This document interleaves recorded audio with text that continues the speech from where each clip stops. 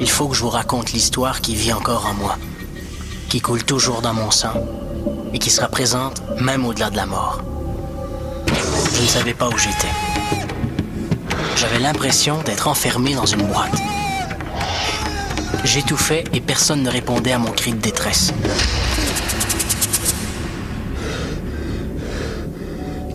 Certains rêves sont plus vrais que nature et laissent une impression de déjà-vu. D'où proviennent ces images parfois bouleversantes? Comment expliquer que certaines personnes ont l'impression de reconnaître un endroit sans y avoir jamais mis les pieds? S'agit-il de pure coïncidence ou de preuves qu'il existe une vie après la mort?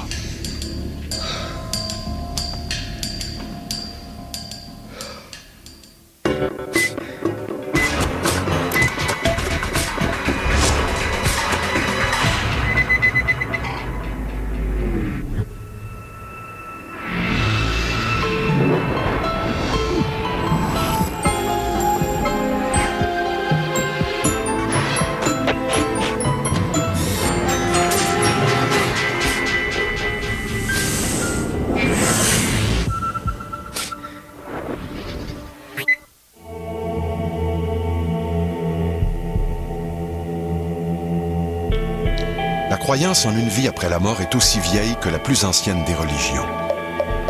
Le passage sur cette terre est considéré par des millions de personnes comme une étape dans l'évolution de chaque individu.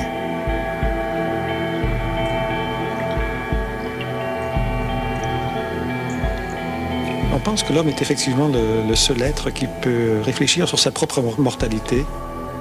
Nous sommes les seuls et cela vient peut-être du fait que nous pouvons prendre une certaine distance par rapport à ce que nous sommes, nous interroger sur notre condition, sur notre nature, alors que l'animal en est incapable. Il est un peu prisonnier de ses instincts, captif du présent.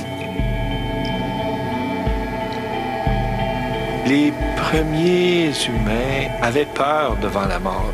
Il y a même des civilisations où on enterrait le roi avec ses serviteurs. On tuait les serviteurs pour qu'ils accompagnent le roi. Alors, pour donner une certaine sécurité, non pas aux morts parce qu'ils étaient morts, mais aux vivants, en leur disant « Inquiétez-vous pas, si vous mourrez, vous allez survivre. »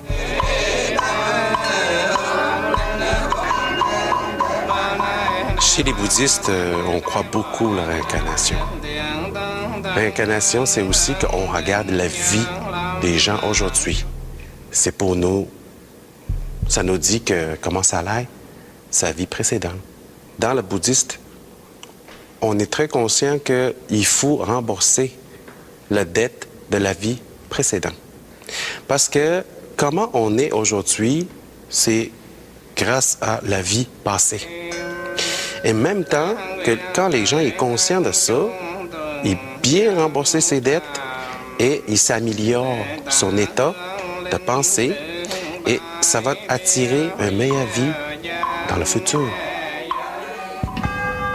Quand on parle d'un phénomène et particulièrement d'une croyance qui s'appelle la réincarnation, première caractéristique de cette croyance-là, c'est fort probablement la croyance la plus répandue au monde, puisqu'on a des sociétés comme en Inde, où on a une forte proportion de la population où on croit à la réincarnation. Si on ajoute à ça à peu près un peu plus du tiers de la population des pays occidentaux qui croient à la réincarnation, alors très rapidement, on s'aperçoit qu'on est face à une croyance extrêmement populaire.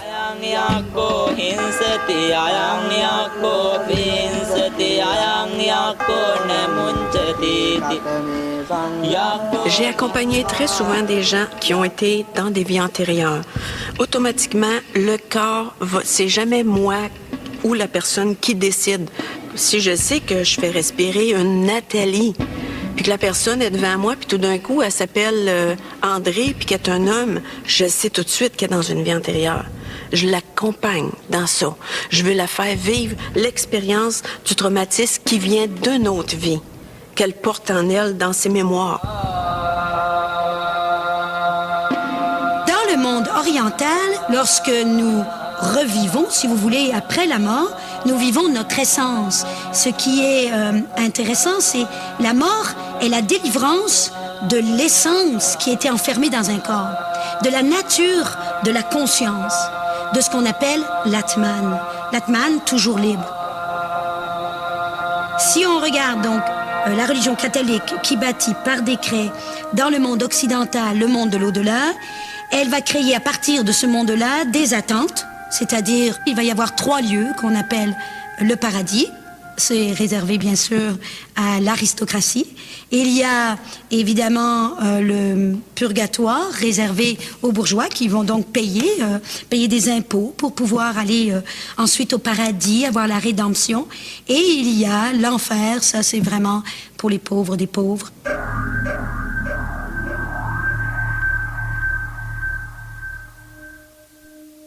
Éric Brutsch a vécu une expérience hors du commun.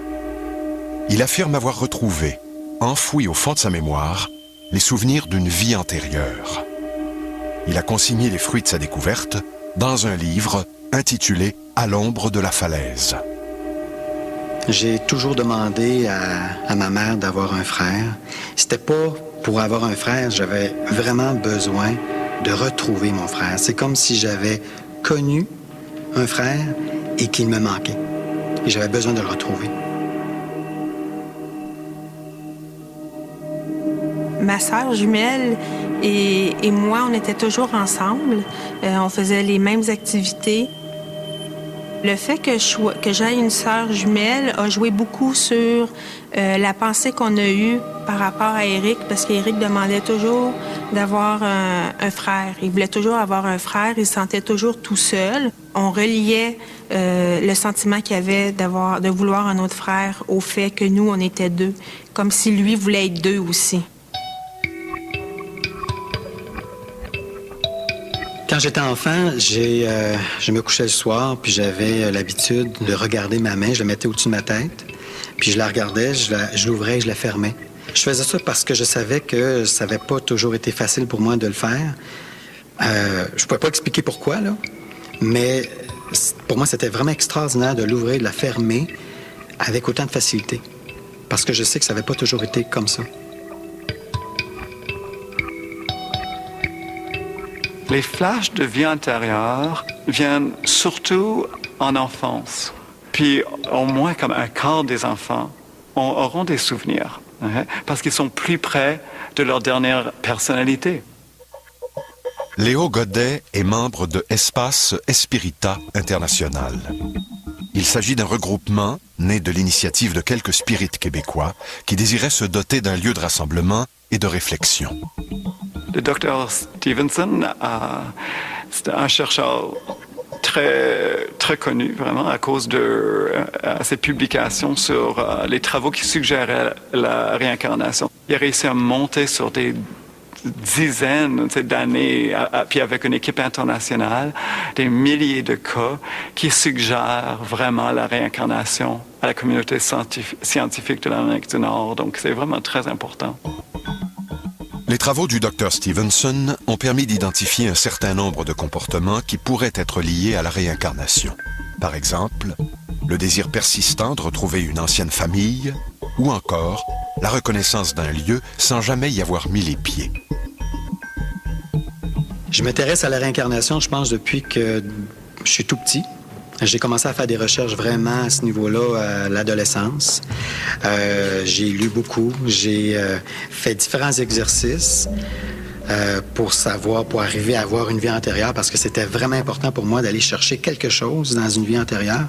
J'avais pas été capable jusqu'à maintenant. Quand j'étais ado, je me souviens plus vraiment quel âge, mais j'ai vu un film qui pour moi, là, ça expliquait beaucoup de choses. C'était un frère, un jeune garçon qui avait un frère plus vieux que lui et qui est décédé. Le petit gars trouvait ça très difficile et moi-même, quand j'ai vu le film, j'ai trouvé ça extrêmement difficile. Pas comme un spectateur aurait pu le regarder normalement, mais j'avais vraiment l'impression d'avoir vécu cette situation-là. Éric s'est éloigné de nous tranquillement, je dirais. Puis vers l'adolescence, Éric faisait ses choses. Il y vivait seul, sans nécessairement les communiquer avec nous. Il y avait comme un petit mur qui se bâtissait tranquillement. Face au mystère de la vie, on peut comprendre qu'un jeune homme tel qu'Éric puisse se sentir démuni, surtout en regard du foisonnement de théories et de croyances sur la vie après la mort. La métaphysique, c'est la réflexion sur les questions qui dépassent le monde physique. Donc, est-ce qu'il y a une vie après la mort? Est-ce que Dieu existe? C'est la réflexion sur les premiers principes du monde. C'est une connaissance qui se fonde sur la réflexion, la spéculation humaine. Que peut-on savoir sur ces questions qui outrepassent le monde physique? Donc, il n'y a pas de réponse facile, mais ce sont quand même des questions qui se posent et auxquelles les grands penseurs ont réfléchi. C'est-à-dire que la mort a quelque chose de fascinant, hein? Et c'est pas pour rien qu'aussi il y a tellement de jeunes qui se suicident. C'est parce que c'est fascinant, c'est la dernière limite. Et en même temps, ça nous effraie. Aujourd'hui, il ne suffit plus d'expliquer nos motivations, nos blocages, nos angoisses par la psychologie traditionnelle. Il semble qu'il faille en chercher l'explication dans des vies antérieures. La technique du rebirth est une technique de respiration consciente où ça nous permet de libérer des traumatismes, des mémoires qu'on porte en nous, de notre enfance, de notre petite enfance, de notre vie d'adulte. On peut aller même par l'entremise du rebirth dans des vies passées, aller chercher des mémoires. Et le but du rebirth, c'est pour libérer le corps de ces traumatismes afin qu'on puisse vivre mieux au quotidien nos journées. Rebirth, régression. Ce n'est pas toujours facile de bien faire la différence entre les nombreuses techniques qui permettent de sonder la mémoire des gens. La technique utilisée par Lise Groux est celle de la catharsis. Catharsis, c'est un mot grec qui veut dire purification en profondeur. Donc, cette formation-là, c'est pour aller chercher les traumatismes dans cette vie-ci. Et c'est comme ça que j'en suis arrivée à avoir des expériences de vie antérieures. J'ai lu beaucoup sur la réincarnation. J'ai fait des exercices c'est des cassettes qu'on pouvait écouter. Il fallait relaxer, puis il fallait imaginer comme un écran, puis bon. J'ai jamais été capable de voir quoi que ce soit, ça n'a jamais fonctionné. Une personne dans l'entourage d'Éric connaît très bien la signification des rêves. Elle saura apporter aide et support dans le cheminement du jeune homme. Il s'agit de Marlène, la marraine d'Éric. Marlène l'a toujours guidé dans ses recherches intérieures ou dans son cheminement. C'est toujours vers Marlène qui nous explique, en fait, qu'est-ce qui se passe, puis qui a toujours une réponse à tout, mais toujours dans le positif. La vie est belle avec Marlène. Marlène, c'est elle qui m'a initié à beaucoup de choses, et c'est elle que j'allais voir pour poser des questions sur la réincarnation. C'est elle qui me guidait beaucoup. Je suis allé suivre des cours avec Marlène, des cours d'analyse de rêve, pour apprendre justement peut-être à avoir une réponse dans ces rêves-là sur ma vie antérieure.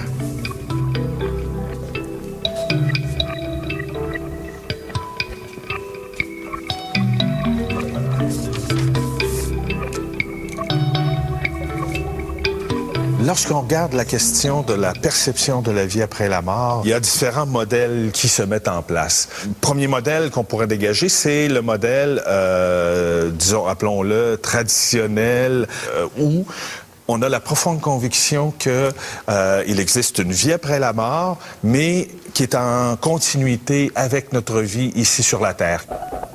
Deuxième modèle, c'est un modèle où, là, on est plus dans les religions, par exemple, indiennes. Il y a un aspect plus individuel, c'est-à-dire que je vais vivre un autre type d'expérience par la suite en fonction de ce que j'ai fait dans ma vie actuelle. Donc là, la question de la vie après la mort, il y a différentes possibilités qui s'offrent à moi.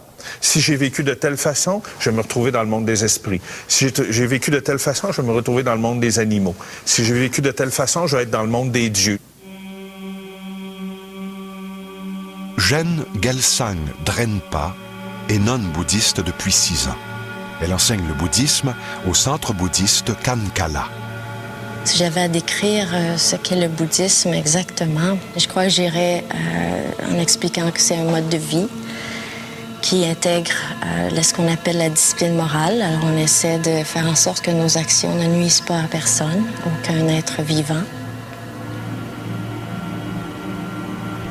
Dans la voie bouddhiste, on explique que il n'y a pas de début, il n'y a pas de fin. Et donc, l'esprit n'a pas de début et n'a pas de fin. Alors, l'esprit est comme un voyageur qui habite un hôtel, une auberge, temporairement, et qui va faire l'expérience des plaisirs de cette vie-là. Mais on essaie de ne pas s'y attacher car on doit quitter vers ensuite un autre lieu d'habitation. Alors l'esprit étant comme soit un oiseau qui quitte un nid pour aller en retrouver un autre, l'esprit quitte cette forme lorsque le corps ne fonctionne plus, lorsque le corps est trop vieux.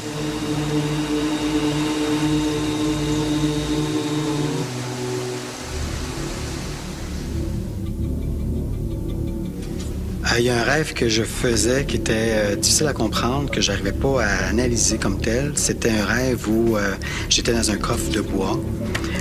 J'avais l'impression que c'était un coffre de bois parce que j'étais vraiment à l'intérieur et j'étouffais.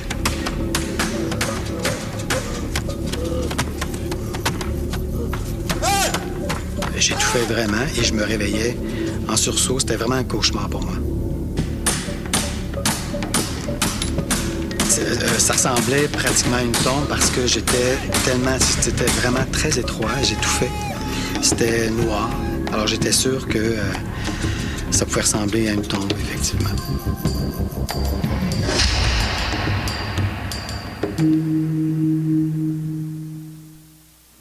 Lors d'un cours d'analyse de rêve, j'ai rencontré Lise Groux qui m'a éclairé, qui m'a parlé qu'elle faisait de la régression. Et ça est tombé comme... Pour moi, c'est toute une surprise parce que ça fait longtemps que je cherchais quelqu'un où je savais même pas que ça existait. Et là, je l'avais devant moi dans les cours de rêve. Éric, quand je lui ai parlé de régression, j'ai vu ses yeux un petit peu brillants parce que c'est comme si je lui apportais finalement une solution ou un moyen, en tout cas, d'avoir une solution. Depuis ma naissance, une voix cherchait à se faire entendre, sans parvenir à se faire écouter. Tout au long de ma jeunesse, un tourbillon de questions me harcelait. Et je ne trouvais pas les réponses dont j'avais tant besoin. Dans sa quête de la vérité, Éric ne s'économise pas. Il déploie de nombreux efforts et s'investit complètement. Mais jusqu'où Éric est-il prêt à aller pour trouver les réponses aux questions qu'il tourmente?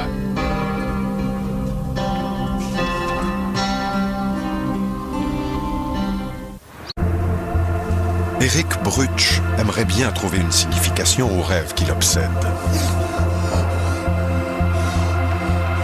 La rencontre avec Lise Groux lui donne l'espoir de trouver une réponse aux nombreuses questions qu'il se pose. En général, les gens viennent me voir pour un problème assez précis. Ça peut être un gros manque de confiance en soi. Ça peut être, comme Éric, un cauchemar qui revient à répétition, des peurs et des malaises là, dans la vie de chaque jour. Lise m'a expliqué qu'une régression en semi-hypnose, parce qu'on le faisait en semi-hypnose, c'est vraiment de retourner dans une vie antérieure et d'aller chercher les réponses qu'on a besoin aujourd'hui. J'aide la personne à se concentrer sur ça et laisser parler l'émotion, la laisser s'exprimer. Et là vont venir souvent des images qui commencent à émerger, des images un peu floues, des images mêlées. Mais finalement, on finit par refaire un scénario finalement. Voyant que je pouvais lui faire confiance, je lui ai parlé de mes peurs et raconté l'un de mes rêves. Elle avait compris.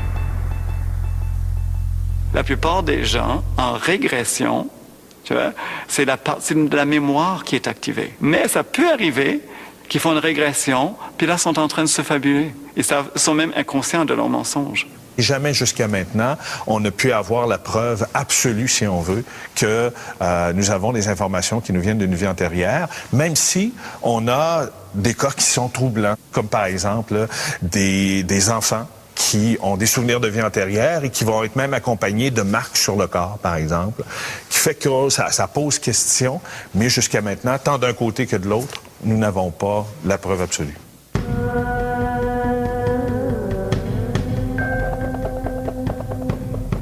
Personnellement, ça m'est jamais arrivé d'avoir des rappels de vie passée, soit dans mes pratiques ou en étant dans un état d'éveil. Par contre, des pratiquants autour de moi, surtout lors de retraites de purification, ont quelquefois eu vraiment des mémoires très, très vives de ce qu'ils étaient dans une vie passée. Et même un des pratiquants de ma tradition spirituelle s'est souvenu, par exemple, de la langue tibétaine, alors qu'il ne l'avait jamais appris. À travers la méditation, on peut excéder la vie antérieure. Même, si je veux vous dire, la vie future aussi. Mais c'est pas nécessairement tout le monde qui peut faire ça. Ça prend un exercice, une habitude, et aussi capable de laisser aller. Dans la méditation, j'ai retracé plusieurs vies antérieures. Et il y a des vécus en Chine. J'étais chinois, un moine. Et même j'ai été un pompier dans le monde occidental. Pour moi, le grand spécialiste de la réincarnation était le docteur Hernani Andrade. Parce qu'il a vraiment étudié à fond. Puis c'est le seul chercheur qui a vraiment monté un modèle comme du corps et de l'esprit qui pourrait expliquer comment on pourrait s'incarner. Il essaie d'expliquer comment est-ce qu'un être comme nous, avec des composantes en 3 dimensions et en 4 dimensions, comment est-ce que ça pourrait marcher? Donc, c'était intéressant parce que dans ces composantes, en 4 dimensions, on peut emmagasiner toutes nos leçons, tout ce qu'on a appris, toutes nos expériences cognitives, tout ce qui est intellectuel, tout ce qui est spirituel, moral, ça reste avec nous. Donc, chaque fois qu'on démarre une nouvelle personnalité, une nouvelle incarnation, on arrive avec ce bagage. Donc, c'était intéressant. Quand j'ai décidé de faire la séance avec Éric, j'avais aucune idée des résultats, sauf que je sentais et je voyais qu'il était prêt. Je te demande d'abord de te détendre. Je lui suggère de prendre ses mains. Pour moi, c'est un support, donc on est face à face et j'amène la personne à respirer pour faire une ouverture de conscience et après, de laisser émerger tout ce qui lui vient à l'esprit, des images, ou des émotions, ou des réflexions, ou des souvenirs. Quand on a commencé à faire la régression, puis j'ai commencé à me calmer réellement pour rentrer dans la régression, j'ai commencé à avoir un mal de bras. Un mal de bras qui était tellement intense que j'étais sûr que le bras était brisé. Et j'avais beau expliquer à Lise que j'ai mal à mon bras, puis Lise me disait tout le temps « Concentre-toi, c'est ton subconscient qui veut te parler. » Mais moi, là, j'étais sûr que mon bras était brisé. J'avais tellement mal, j'étais sûr que si j'ouvrais les yeux, mon bras était pour être bleu, puis en morceaux. J'ai rarement eu une douleur aussi intense.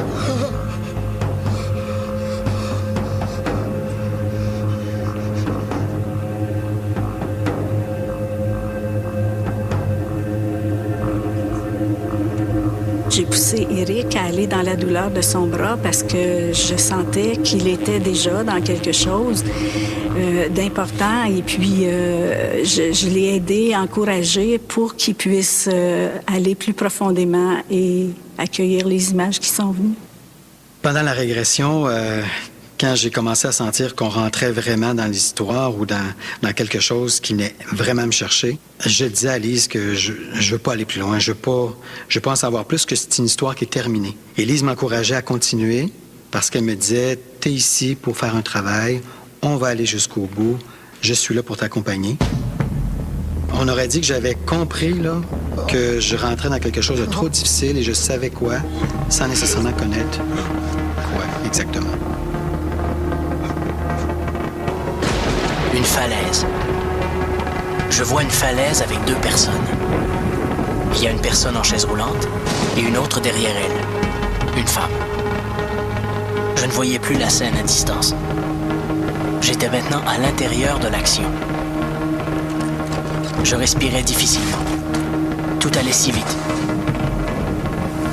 Les premières images que j'ai vues, c'était un homme qui était dans une chaise roulante. Et à un moment donné, quand j'étais vraiment comme spectateur, où j'étais plutôt loin, comme sur une autre rive, j'ai vu l'homme qui a tombé en bas et qui longeait la falaise.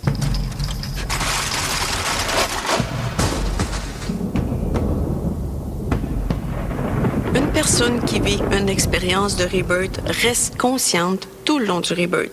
Il y a de l'interaction entre moi et la personne qui respire tout le long du rebirth. C'est ce qu'on appelle respiration consciente. Donc, ça veut dire la personne est toujours consciente. Et moi, quand elle décroche de son propre rythme, mon travail, c'est de la ramener dans son rythme respiratoire, toujours pour libérer.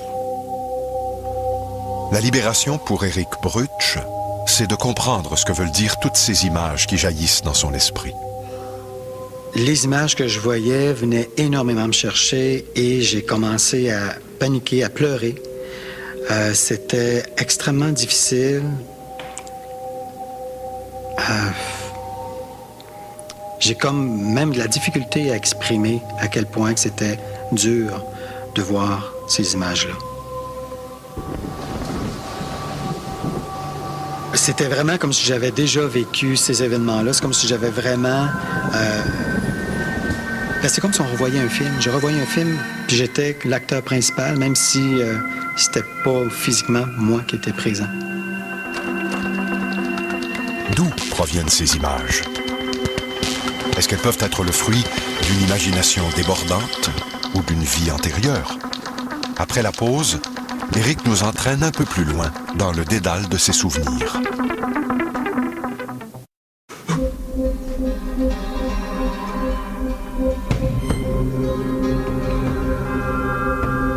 La séance de régression d'Eric Brutsch a duré quelques heures. Assez longtemps pour que toutes les images d'une vie lui reviennent en mémoire.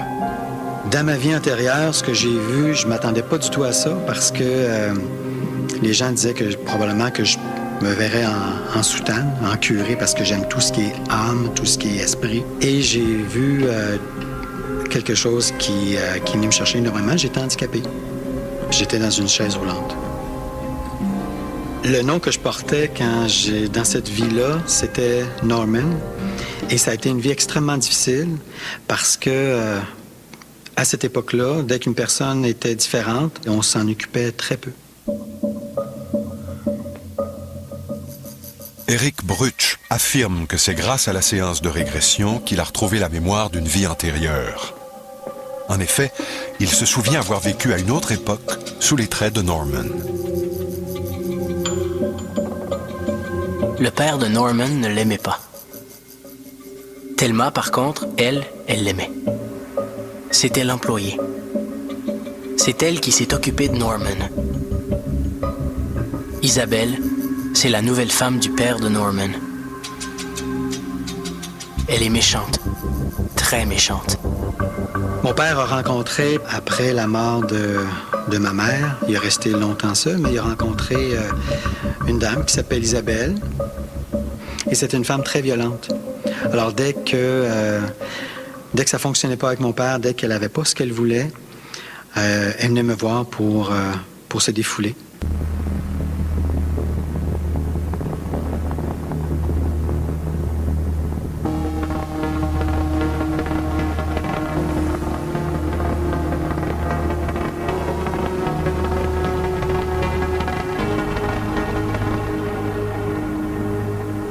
La première personne qui a pu donner de l'amour à Norman, c'était Thelma. C'est une dame que mon père avait engagée pour qu'elle puisse s'occuper de moi parce que lui n'avait pas le goût de s'occuper de moi. Thelma, c'est elle qui a montré à Norman à parler. C'est elle qui s'en occupait énormément. Elle chantait tout le temps, elle était toujours de bonne humeur. Ce qui fait que Norman était tout le temps heureux de la voir. Par la suite, il y a David qui est rentré dans la vie de Norman. Ça a été comme un peu le protecteur. Il a été témoin assez régulièrement de violence de la part d'Isabelle vis-à-vis Norman, et c'était pour lui inacceptable. Alors, il a comme décidé de prendre le rôle de protecteur et de s'occuper de son petit frère.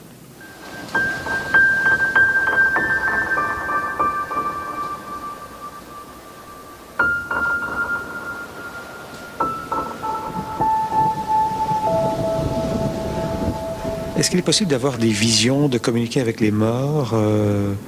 De nombreuses personnes le prétendent. Il y a très certainement des charlatans qui le prétendent, donc il faut se méfier ici. Mais j'aimerais dire que c'est une croyance assez normale, parce qu'on a parfois le sentiment de communiquer avec des morts en rêve, par exemple. Alors il est possible que certains soient tentés de transformer ces expériences oniriques, ces expériences de rêve, en rencontres réelles.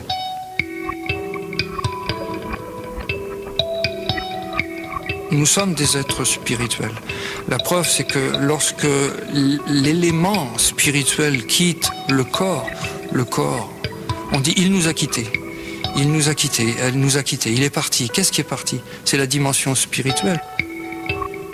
Donc la dimension spirituelle, elle est constamment en nous. Elle nous habite et nous l'habitons. Et il y a des communications. Mais le seul problème, c'est que nous ne sommes pas à l'écoute.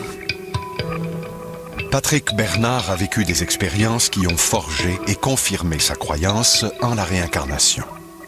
Lors d'un voyage en Inde, il est confronté à une puissante et troublante impression de déjà-vu. C'est-à-dire que quand je suis arrivé dans certains endroits en Inde, étrangement, je les connaissais déjà. Je connaissais les rues, les ruelles, et c'était des tout petits villages sur le bord du Gange. Et je me dirigeais comme si j'étais passé là l'an dernier ou la semaine dernière. Je connaissais vraiment l'endroit. Je connaissais pratiquement les noms des différentes personnes, des différentes familles, des maisons, des ashrams, c'est-à-dire des monastères. Donc j'en ai déduit que j'avais dû avoir une vie très récente dans ces pays-là. En tout cas en Inde, c'est sûr.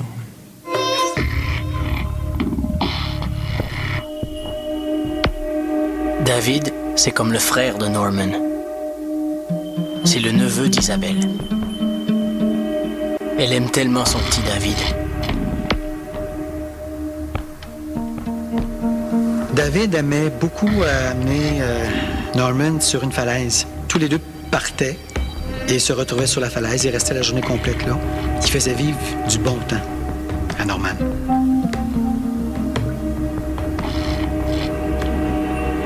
David a rencontré une jeune fille. Tous les deux étaient très, très amoureux. Et Maggie a été un peu comme David. Elle voulait comme prendre soin de Norman. Elle acceptait que Norman était dans la vie de David et c'était bien comme ça. Elle voulait rien changer à ça, au contraire. Les souvenirs d'Éric sont étonnamment nombreux et précis. Est-ce le cas pour tous ceux qui disent avoir accès aux souvenirs d'une vie antérieure?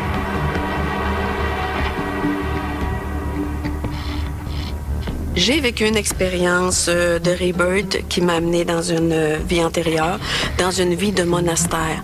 Le but était de libérer qu'est-ce que j'ai à être toujours triste. Je portais en moi une tristesse tellement profonde que j'arrivais pas à saisir d'où en vient. Ce que j'ai récolté de cette expérience-là, c'est que j'ai toujours sacrifié ma vie pour plaire aux autres, pour faire plaisir aux autres. Et dans cette vie-là, c'était très important pour moi de plaire à la famille, puis d'aller dans la prêtrise. Et c'était pas mon rêve à moi d'aller dans la prêtrise. Et j'étais un homme en passant dans cette vie-là.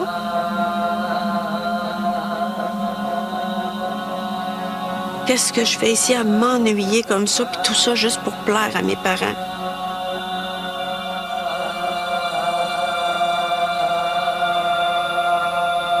J'ai rentré dans ma chambre et je me suis pendue. Et dans la vie antérieure, là où je me suis pendue, que j'ai sorti du corps, j'étais comme dans une énergie de désolation. Parce que j'étais consciente à ce place-là que c'était pas nécessaire de mettre fin à mes jours physiques. Je pouvais sortir du monastère puis retrouver ma liberté.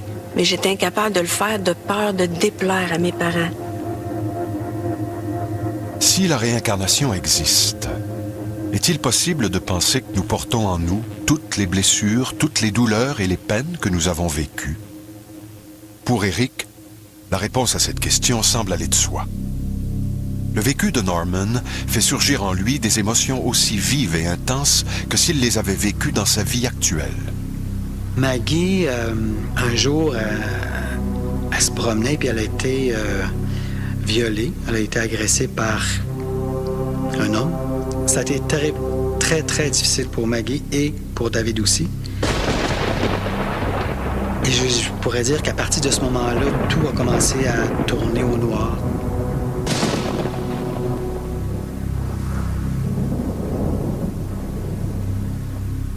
Maggie est allée sur la falaise et a décidé de se jeter en bas pour mettre un terme à ce qu'elle vivait. À un moment donné, David, il s'est battu dans un bar et ça a mal tourné. Il est décédé. Et moi, je le savais pas. Je sais qu'Isabelle le savait, tout le monde le savait, sauf moi. Et je l'ai appris par Isabelle, qui, dans sa colère, qui me l'a annoncé, tout ça. David est mort. Norman est seul maintenant. Isabelle lui en veut. Elle lui a cassé le bras. Norman en a assez de cette vie. Il veut mourir. Les premières images en début de régression, je voyais un homme qui était sur une chaise roulante.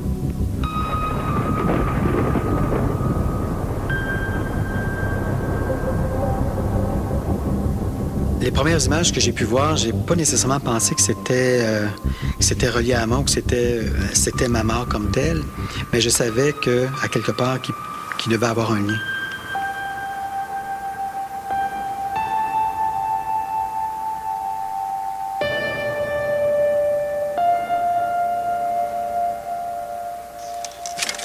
L'expérience vécue par Eric Brutsch est étonnante et troublante à la fois.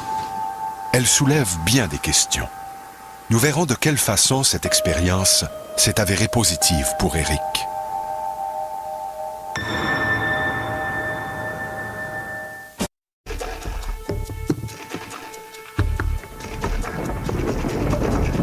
Revivre sa mort doit être une expérience traumatisante. On peut se demander dans quel état, physique et psychologique, Eric Brutsch est revenu de cette première séance de régression. Après la régression, j'étais très bouleversé.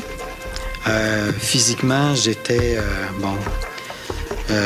je tremblais, là. Ça a été très, très difficile. J'ai eu de la misère à revenir.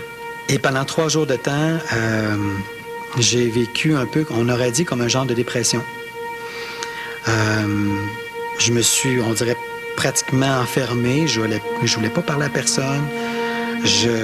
On aurait dit que je voulais m'approprier mon histoire, ce que j'ai vécu, et la digérer, probablement. J'ai jamais fait de recherche pour retrouver Norman parce que c'était trop difficile. J'avais pas le goût de revivre ça. C'est sûr que j'aimerais aller voir où ça s'est passé. J'aimerais revoir la maison. J'aimerais revoir... Idéalement, j'aimerais voir les pierres tombales. C'est savoir c'est où maintenant. J'aimerais pouvoir confirmer que j'ai pas tout inventé dans ma tête. Ça serait une preuve pour moi, même si à l'intérieur de moi, je sais que c'est vrai. Mais ça serait comme un bonbon. La réincarnation, à quoi ça sert? C'est fantastique, c'est l'outil le plus précieux, la réincarnation. Parce que sans avoir ce recul par rapport à la vie et à la mort, on ne peut pas guérir. On ne peut pas guérir de toutes ces choses à l'intérieur qui nous rendent malades. Les ressentiments, les absences de pardon, les colères, les rancunes. La réincarnation nous aide à guérir parce que lorsqu'on prend du recul par rapport à tout ça, eh bien, tous les problèmes sont dédramatisés, ils deviennent presque insignifiants. Ça nous fait beaucoup de bien, ça nous guérit, ça nous soigne. Alors c'est dans cette dimension-là que la réincarnation est fort utile.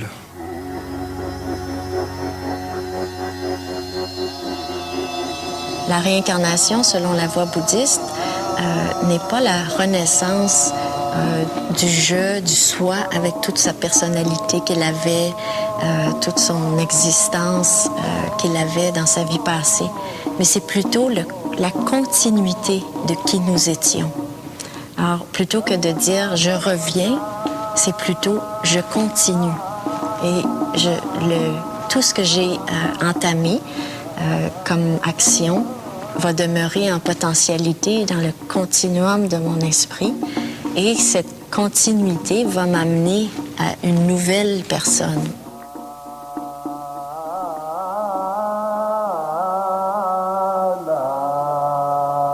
Suite à la régression, j'ai compris beaucoup de choses.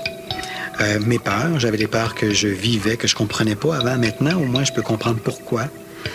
Ça change notre façon de voir la vie et aussi peut-être d'apprendre à pardonner, à passer par-dessus certaines choses et à vivre le plus de choses qu'on peut vivre. Je suis certain d'avoir retrouvé David aujourd'hui. Il se nomme Yves. Pour moi, c'est mon frère. Et même quand je le présente comme étant mon frère. Il fait la même chose. C'est tellement pour moi vrai que pour moi, c'est comme David. Je peux pas faire de différence entre les deux. J'ai décidé d'écrire mon histoire en fonction de pouvoir garder la vie normale, même si elle est en moi, là, mais quand même garder quelque chose de ce côté-là. Le fait de lire le livre d'Éric m'a fait comprendre un petit peu plus Éric. Dans le livre, on peut comprendre d'où vient sa volonté si forte de vouloir un frère. C'est pas le fait que j'aille une sœur puis qu'on soit si proche. En lisant le livre, on comprend que c'est l'amour qu'il y avait entre lui et son frère qui était très, très forte et très, très belle, cet amour-là. Fait que, on a compris le pourquoi de son insistance si forte.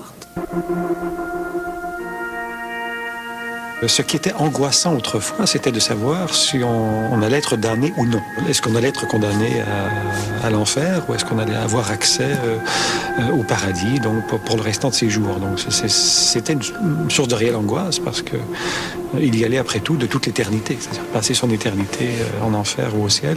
C'était là la source de l'angoisse. Alors qu'aujourd'hui, l'angoisse s'est un peu déplacée. C'est l'angoisse qui porte sur la question de savoir s'il y a ou non une vie après la mort.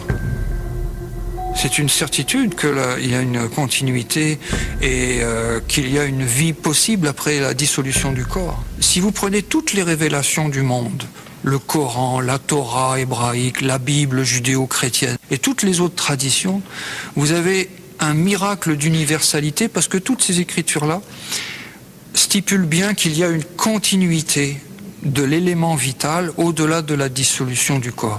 Et ça, c'est une bonne nouvelle. Beaucoup de gens croient à la réincarnation. Et quand on les interroge, mais pour eux, la réincarnation, c'est vraiment, ben voilà, je meurs et je reviens. Ce n'est pas le moi avec la personnalité qui renaît. C'est le contraire. C'est vraiment quelque chose qui est dépouillé de la personnalité. C'est l'essence qui va continuer à faire son pèlerinage jusqu'à une autre mort.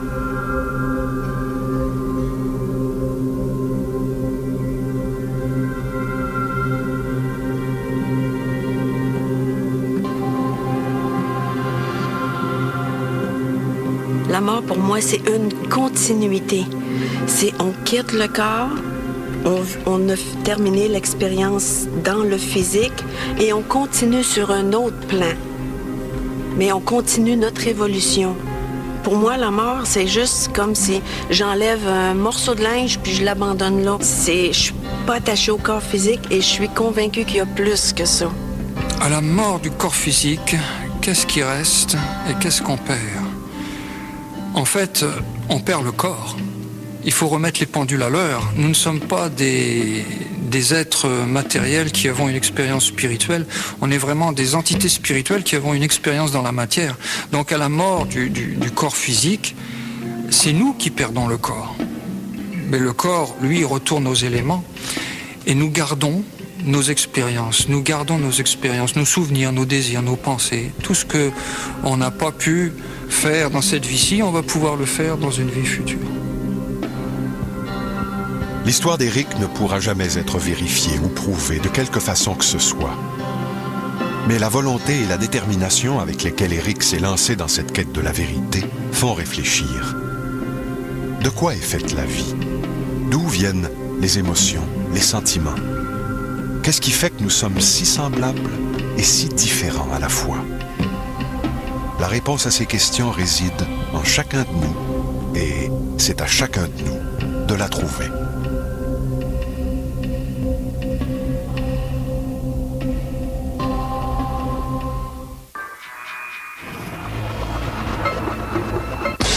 Un crime, un coupable. Ils font parler les indices pour le retrouver.